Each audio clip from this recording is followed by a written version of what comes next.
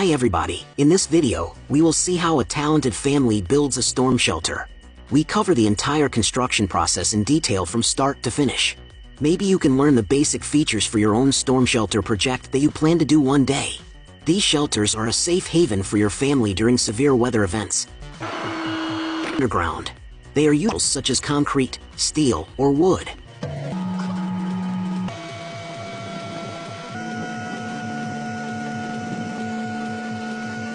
Harm the insulation and useful life of the wood once buried.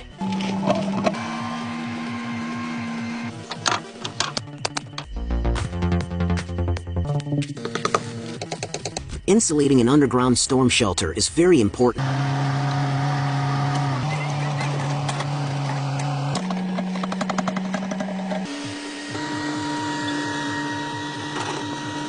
Generally speaking, it would